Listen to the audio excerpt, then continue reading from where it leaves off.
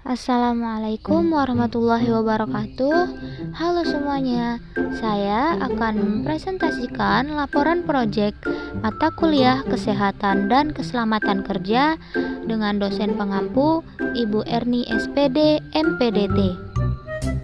Perkenalkan, saya Saidatul Khairiyah dari kelas A Stambu 2021 Prodi Pendidikan Tata Busana Fakultas Teknik Universitas Negeri Medan.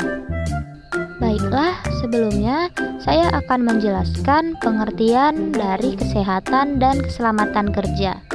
Kesehatan dan keselamatan kerja atau K3 adalah suatu sistem yang dirancang untuk menjamin keselamatan yang baik pada semua personel di tempat kerja agar tidak menderita luka maupun menyebabkan penyakit di tempat kerja dengan mematuhi atau taat pada hukuman dan aturan keselamatan dan kesehatan kerja yang tercantum pada perubahan sikap menuju keselamatan di tempat kerja. Nah, sekarang kita masuk ke pembahasan hasil laporan. Tempat dan waktu observasi. Pada penelitian ini dilakukan di usaha penjahitan Ita Tailor di Desa Bangko Permata, Kecamatan Bangko Pusako, Kabupaten Rokan Hilir, Provinsi Riau. Selanjutnya, hasil dan pembahasan dari observasi. Setelah dilakukan survei lapangan pada tukang jahit pakaian di salah satu desa Bangko Permata, mendapatkan informasi dari tukang jahit tempat meneliti bahwa beliau tidak mengetahui tentang kesehatan dan keselamatan kerja dan APD atau alat pelindung diri. Namun, melihat beberapa penerapan lokasi dan peralatan pekerjaan yang digunakan, saya menyimpulkan bahwa beliau sebenarnya mengetahui tentang alat pelindung diri, meskipun tidak secara lengkap dan mendetail. Salah satu contoh beliau mengetahui tentang APD adalah beliau menggunakan bantalan jarum yang dibuat sendiri dari bahan kain perca. Kemudian, suasana penerangan yang ada di tempat penjahit ini cukup baik karena mendapatkan penerangan dari lampu dan sinar matahari. Berikut beberapa alat yang digunakan dalam bekerja, yaitu gunting, kapur jahit, mesin obras, dan mesin jahit. Selanjutnya, beberapa hasil observasi penerapan K3 pada Ita Tailor. Yang pertama, alat pelindung diri. Pada tempat penjahitan yang saya survei, sebagian sudah menggunakan APD, akan tetapi penggunaan APD ini tidak semua diberlakukan pada semua aspek. Hal ini dikarenakan kurangnya pengetahuan pekerja tentang APD itu sendiri. Akan tetapi, di sisi lain, pekerja sudah menggunakan APD, misalnya saja kacamata dan bantalan jarum. Hal ini merupakan salah satu cara mencegah terjadinya kecelakaan akibat kerja. Namun sayangnya, kursi tidak disertai dengan bantalan agar tidak terlalu lelah duduk ketika menjahit. Selain itu, tampak penjahit tidak menggunakan penutup kepala, yaitu hair cap, untuk melindungi kepala dari debu dan melindungi rambut dari bahaya terjerat oleh mesin jahit yang berputar. Selanjutnya, fasilitas kesehatan. Pada tempat penjahitan pakaian ini, saya tidak melihat adanya persediaan kotak P3K yang menjadi bantuan pertama saat terjadi kecelakaan kerja saat melakukan proses pembuatan pakaian jadi. Untuk itu, sebaiknya pada usaha ini disediakan kotak P3K untuk mengantisipasi keterlambatan pengobatan jika terjadi kecelakaan akibat kerja. Berdasarkan penjelasan sebelumnya, berikut adalah beberapa permasalahan dari hasil observasi pada usaha penjahitan Ita Tailor. Yang pertama, saya menemukan kurangnya kelengkapan penggunaan alat pelindung diri atau APD yang digunakan pekerja. Yang kedua, saya menemukan kursi yang dipakai penjahit tidak ada bantalannya. Dan yang ketiga, saya menemukan penjahit tidak menggunakan pelindung kepala yaitu hair cap. Berdasarkan pemaparan sebelumnya, berikut adalah beberapa solusi dari permasalahan-permasalahan yang ada pada usaha penjahitan Ita Taylor. Solusi untuk pernyataan pertama adalah saya menyarankan agar penjahit berinisiatif untuk melengkapi kelengkapan APD para pekerja seperti memberikan apron atau coveralls, bidal, sarung tangan, dan sumbat telinga atau earplug. Juga bisa ditambahkan dengan peralatan P3K dan tutup kepala atau hair cap.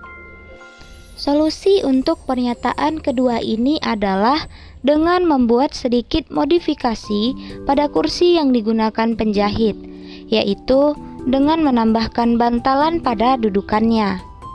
Penggunaan bantalan kursi ini memberikan manfaat yang sangat besar bagi pekerja karena dapat mengurangi rasa sakit saat duduk terlalu lama di kursi kerja. Solusi untuk pernyataan ketiga ini, saya menyarankan untuk membuat hair cap dari sisa-sisa kain atau kain perca sehingga bisa menyesuaikan sendiri ukuran dari hair cap tersebut. Produk perancangan yang saya buat yaitu hair cap. Proses pembuatan produk. Dalam pembuatan hair cap ada 3 tahapan. Yang pertama, pembuatan pola hair cap. Kedua, penjiplakan pola dari kertas pola ke kain. Dan yang ketiga, pembuatan atau penggabungan antara pola pertama dengan pola kedua. Nah, seperti inilah proses pembuatan hair cap. Tahap pertama yaitu pembuatan pola hair cap. Terdapat 2 bagian, yaitu bagian atas dan bagian bawah. Seperti inilah penjiplakan dari pola kertas ke kain. Kain dilipat seperti berikut, kemudian digunting mengikuti bentuk pola. Selanjutnya adalah proses penggabungan antara pola pertama dengan pola kedua. Pertama-tama kita jahit dulu pola bagian pertama. Kemudian dipasangkan karet untuk bagian belakangnya.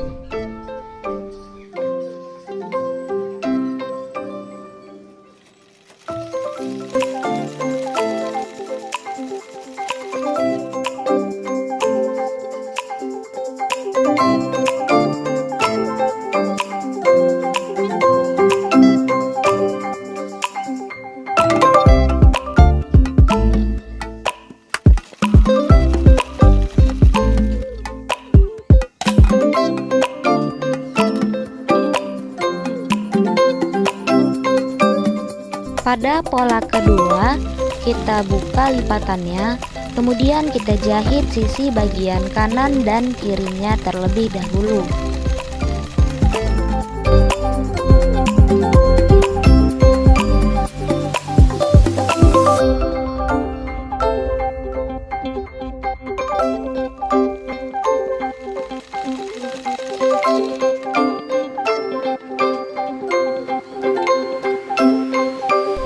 Setelah dijahit, kemudian digunting bagian lengkungannya. Jangan sampai kena jahitan yang sudah dijahit tadi. Kemudian satukan pola bagian pertama dengan pola bagian kedua.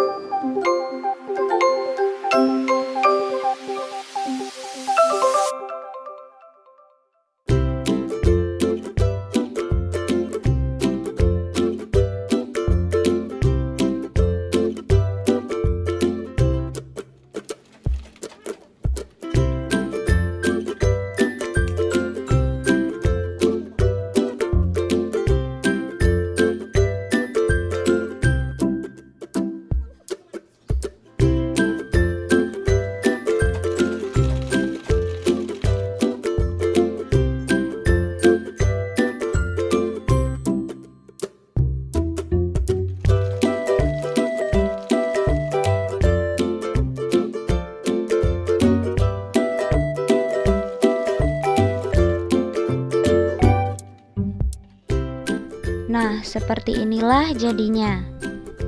Cara memakainya hanya tinggal dipakai di kepala, kemudian diikat bagian belakangnya.